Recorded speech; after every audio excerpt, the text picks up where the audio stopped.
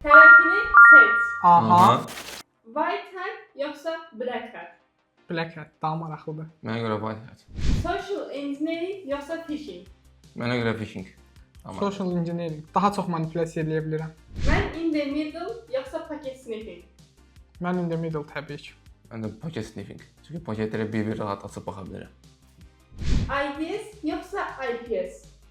Mənə görə ITS. Manual olaraq özüm axtarıb tapmağım mənə görə daha xoşdur. Məncə IPS, yəni bu işi görürsən, mən niyə bir də yenidən görməliyəm?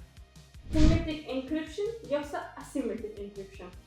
Məncə asimetrik, yəni daha çətindir qırılması. Məncə simmetrik. SQL injection yoxsa XSS?